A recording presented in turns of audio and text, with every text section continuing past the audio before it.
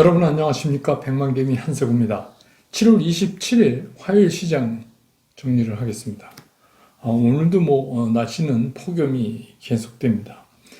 지난밤에 뉴욕 시장은 또다시 이제 3대 지수가 최고치를 만들면서 강보합권 이상으로 마감을 했습니다. 근데 사실 미국 시장도 이 3대 지수의 수치는 계속 오르고 있지만 미국 시장 안에서도 이제 소위 빅테크라고 불리우는 그런 종목들의 그 실적을 뒷받침한 거, 이것 빼고는 사실은 별 특징이 없는 그런 흐름을 이어가고 있다, 이렇게 보여집니다. 그러니까 내용상으로 이렇게 최고치는 계속 갱신을 하고 있지만 내용상으로 그렇게 썩 좋은 그런 시장이라고 볼 수는 없어요. 미국 시장도.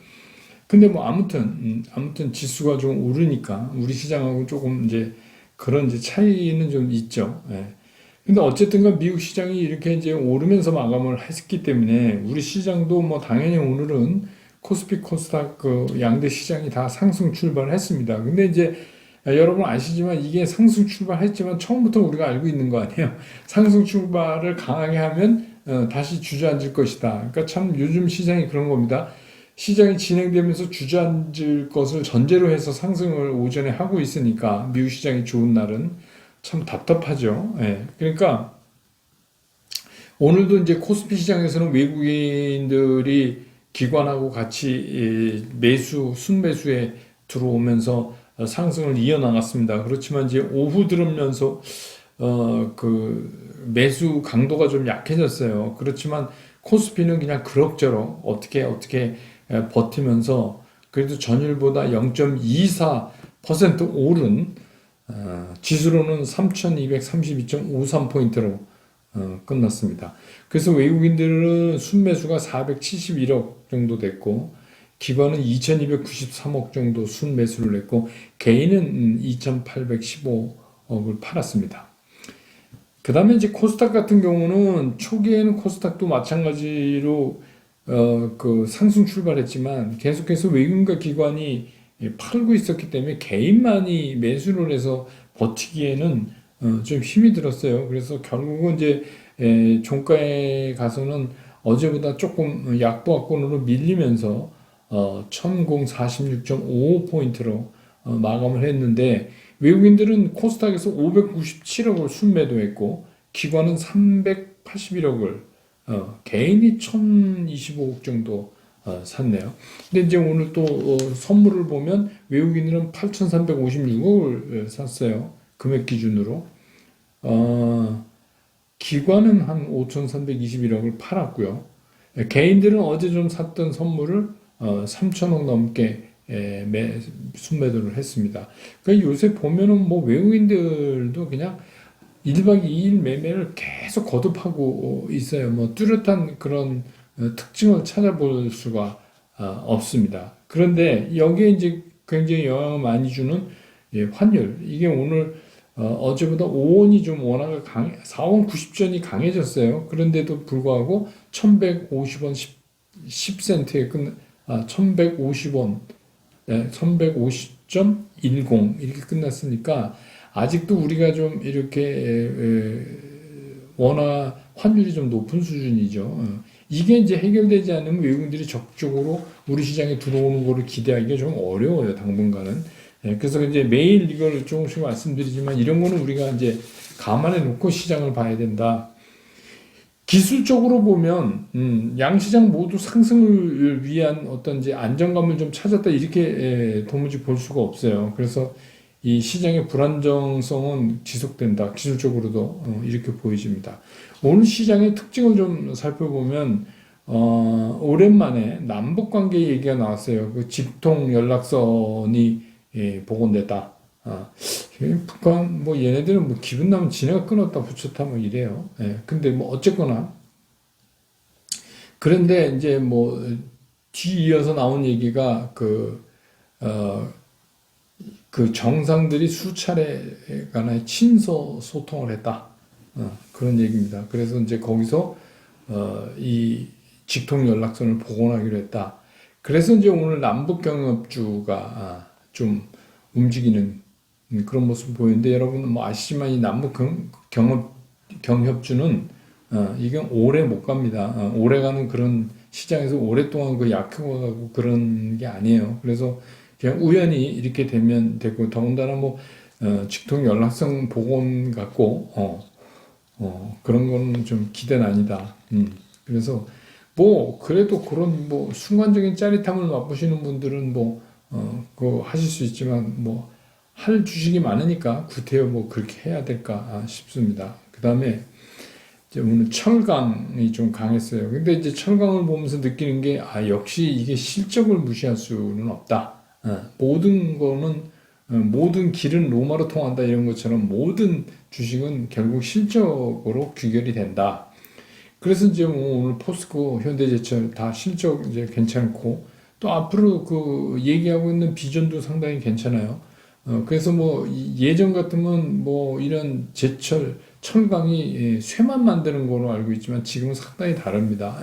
포스코, 현대제철도 또 그 2차전지 관련 뭐 이런 것도 또 만들고 또 포스코 같은 경우 수소도 그렇고 뭐 하여튼 그래요. 그리고 중국이 2023년까지는 철강을 감산할 수밖에 없다는 이제 예측도 나오고 이래서 더더욱 이제 그쪽이 좀 움직였고 그다음에 여러분 다 아시는 것처럼 해운우님 이거 제가 그랬잖아요. 해운우님 내년까지는 이거 손 못 댄다 이거. 그런데 우리 그 발틱 운임 지수라고 얘기하는 BDI하고 그다음에 상하이 컨테이너 운임 지수하고 다 상승했어요. 얘네들은 지금 이 운임 지수가 거칠 게 없습니다. 그래서 오늘도 이제 해운주가 강세를 보였고 H&M 같은 경우 2분기 영업이익이 1조 1천억 원이에요. 대단하죠. 그죠? 1조 1천억 원.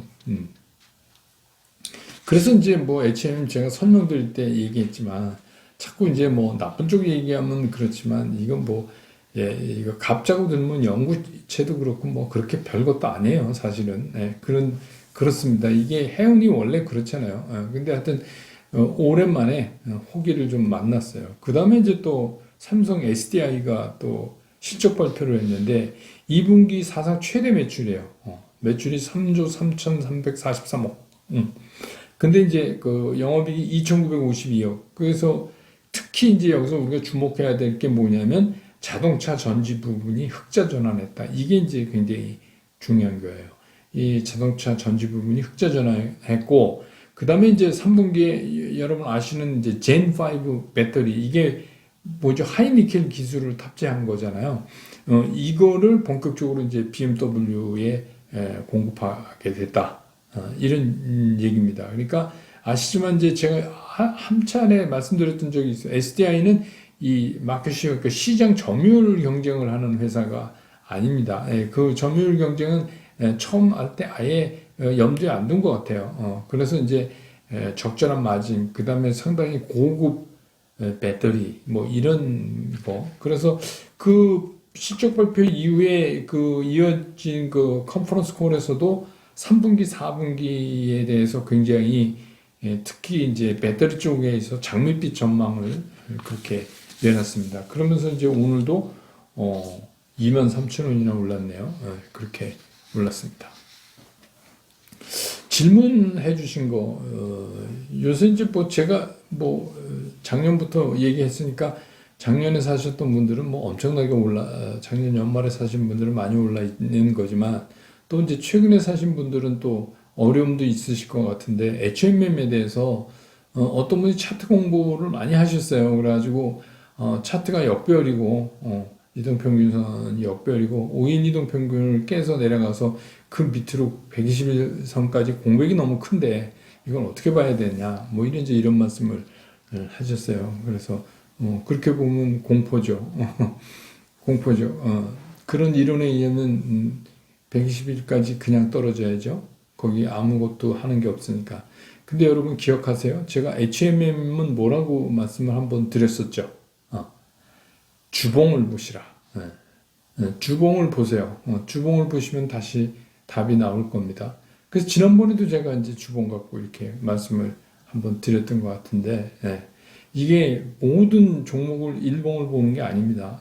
그리고 이제 우리가 많이 얘기하는 삼성전자, 하이닉스는 뭐 DDR5 본격적으로 한다고 했는데도 하이닉스는 오늘도 빠지고, 삼성전자도 빠지고. 근데 뭐 이런 이제 삼성전자 같은 경우는 월봉을 좀 보시라 제가 이제 이런 말씀 드렸잖아요. 그래서 이제 그거를 보시면서 한번 참고로 다시 한번 기술적 분석 해독을 좀 해보세요. 그러면 손절의 기준이 뭐냐 여러 가지 뭐 이렇게 하는데 글쎄요 이게 뭐 살 때 마음대로 샀으니까 팔 때도 마음대로 파는 거죠. 손절이건 뭐건 간에. 근데 손절이 딱히 뭐 어떤 기준은 없어요. 근데 이제 구태여 우리가 찾아서 얘기하자면 이 종목이죠, 종목. 이 종목이 어떤 종목이냐에 따라서 손절을 할 거냐 아니면 기다릴 거냐 결정되죠. 근데 그 종목을 이제 판가름하는 거에 가장 기본적인 건 뭐냐면 실적이에요. 이게 돈을 벌고 있냐, 벌 수 있냐 이런 거죠. 그렇다면 시장 상황 때문에 잠시 어려움을 겪는 거는 또 기다릴 수 있어야지 되죠. 사자마자 올라가는 주식은 없거든요. 그런 경우는 작년 빼고는 없습니다. 그래서 근데 이제 한 가지 부탁드리고 싶은 거는 이 손절도 자꾸 하면 버릇됩니다. 근데 이제 뭐 어떤 분들은 그렇게 얘기해요. 주식 투자 잘하려면 손절을 잘해야 됩니다. 근데 전 뭐 그렇게 생각 안 해요. 주식 투자 잘하려면 손절할 주식을 처음부터 사지 마셔야 돼요. 그래서 내가 이 주식에 대한 리서치를 완벽하게 끝내고 이 주식은 투자할 만하다라고 생각을 하셨다면 그러면 손절하지 말고 기다리셔야죠. 근데 그렇지 않다면 뭔가를 잘못한 거예요. 좋은 종목을 택했음에도 불구하고 기술적 분석을 착각했거나 아니면 뭐 올라갈 때 샀거나 뭐 그런 거죠. 그러니까 가능하면 좋은 종목도 싸게 사야지 유리한데 그러니까 이제 손절 얘기가 나오는 거죠. 근데 이제 어쨌든 간 중요한 건 손절도 자꾸 하시면 안 돼요. 근데 이제 기업에 대한 믿음이 있고 그러면은 좀 뭐 기다리면 되는 거죠. 그다음에 이제 ISA 계좌에 대해서 질문을 해오셨는데 이거는 뭐 인터넷 치면 다 나옵니다. 그렇지만 질문하신 거니까 간단하게 말씀드릴게요. 이건 뭐 찾아서 좀 공부를 하세요. 이런 거는. 그래서 개인 종합 자산 관리 계좌라고 그러니까 이거 몇 년 전에 나온 거 아닙니까? 그런데 이제 이번에 세제 혜택을 여기다가 플러스 시켰죠. 그래서 1년에 2천만 원 한도 1억까지 되는데 3년 이상 유지되면 뭐 이 주식 그 시세 차익에 대한 것도 세금 빼주고 뭐 그런 얘기입니다. 그래서 이거는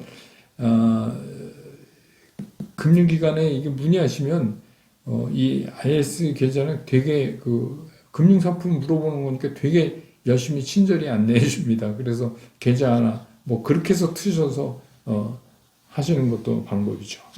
시장 얘기하겠습니다. 이게 요즘 시장의 특징이 뭐냐면 시장이 이렇게 올라가도 이게 다시 내려앉는다는 걸 우리가 전제로 하고 있기 때문에 참 이게 희한한 시장인 거예요.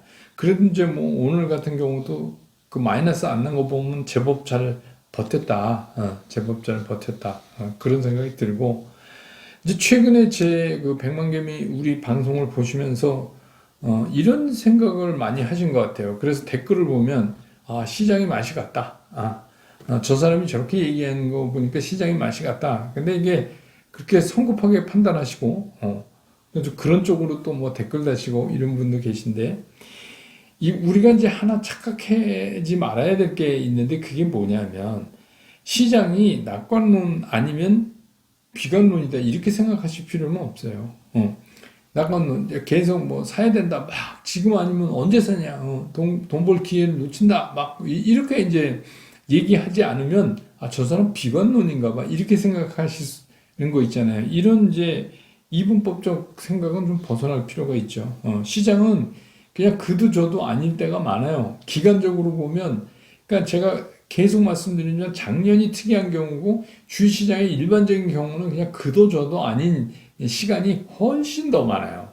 그렇기 때문에 그냥 제가 지금 드리는 말씀은 그도 저도 아니다 이런 얘기입니다. 그러니까 시장이 뭐 이제 뭐 맛이 갔다 폭락한다 그런 얘기가 아니라 지금 시장은요 폭락도 힘들어요.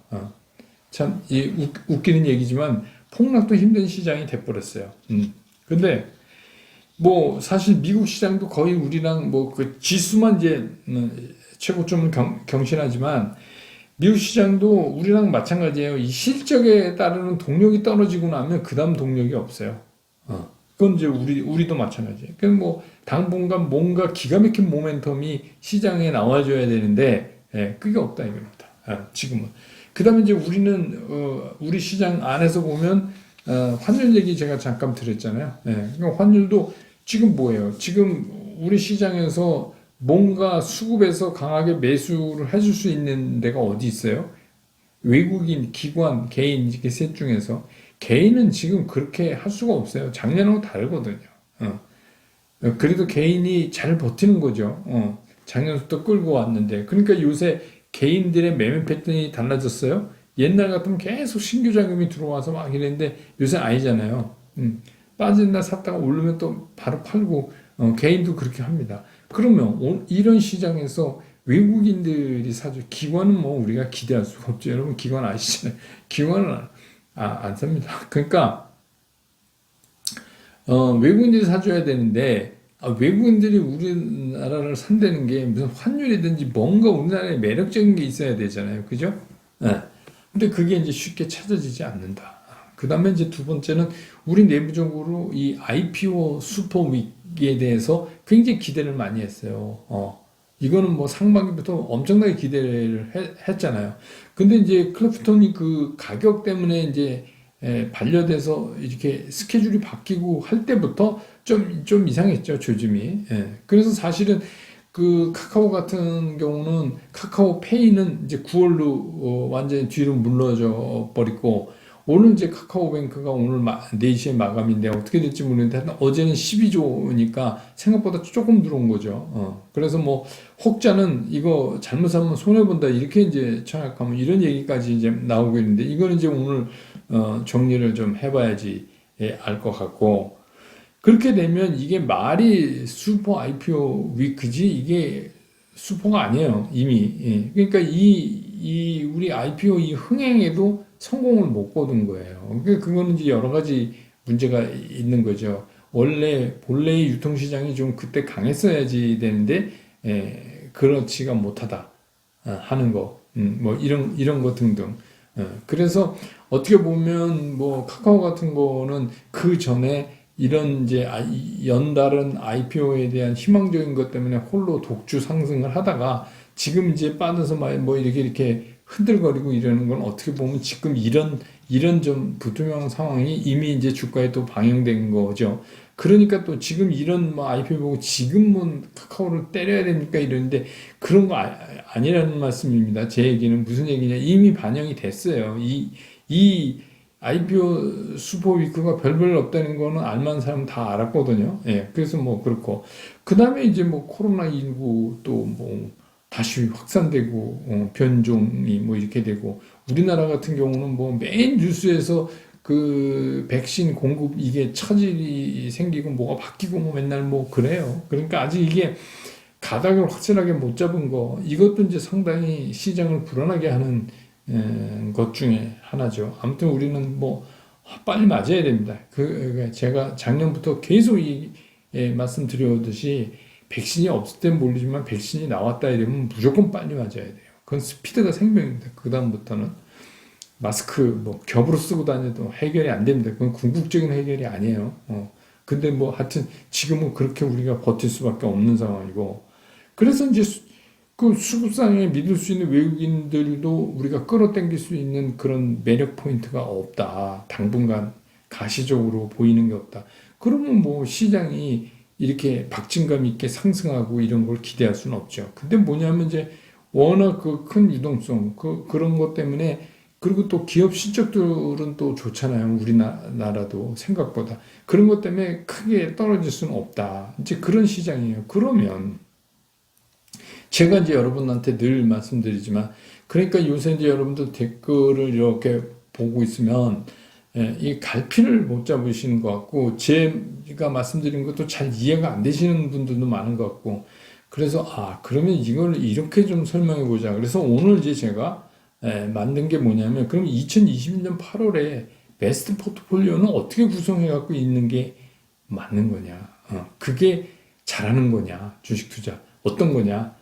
그걸 말씀드리는 게 제일 낫겠다 싶은 거예요. 그래서 이제 제가 이거는 분명히 말씀드리지만 제 개인적인 의견입니다. 그러니까 그냥 여러분이 참고를 하세요. 따라 하실 필요 없습니다.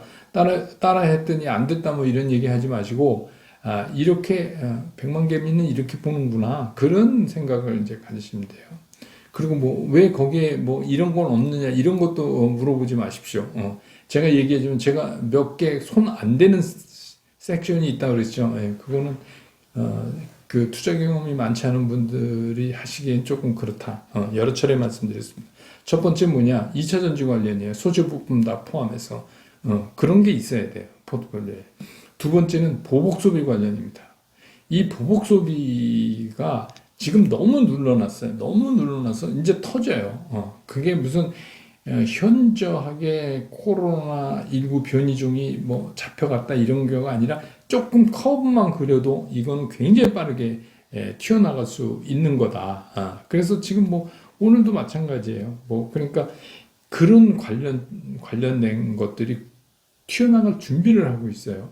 그러니까 그런 거. 그 다음에 이제 경기 관련, 뭐 해운, 철강, 구리, 금융, 이런 거.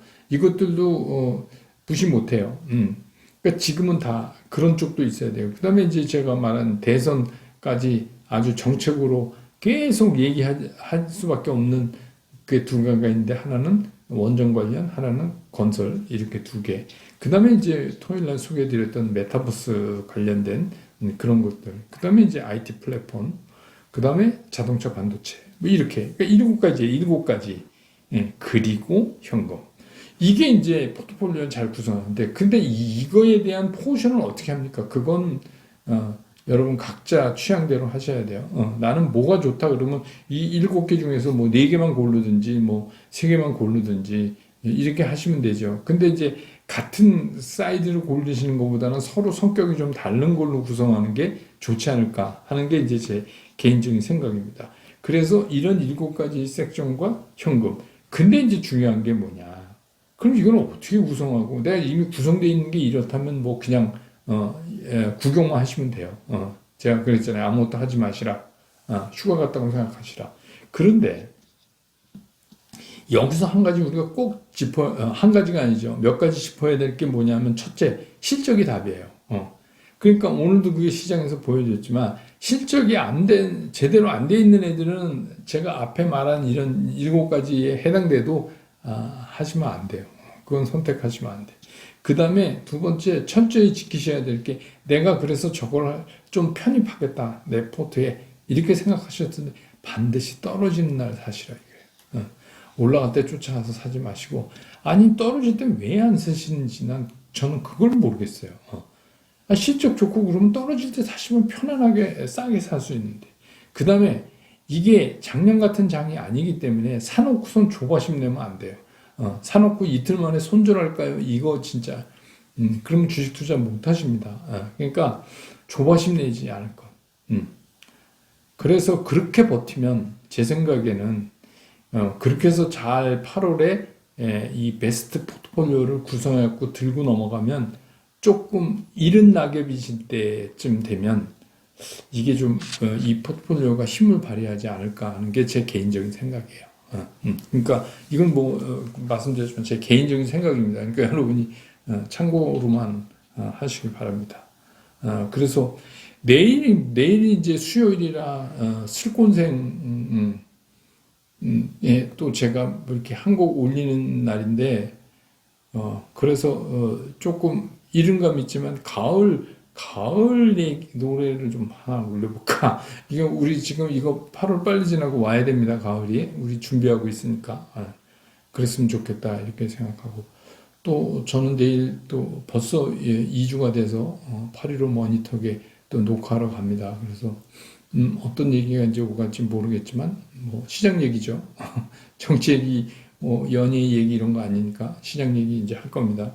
그래서 하고 끝나고 나서 이제 뭐 내일 여러분께 다시 말씀을 드리겠지만 그렇게 하도록 하겠습니다. 오늘 영상은 이렇게 줄이고요.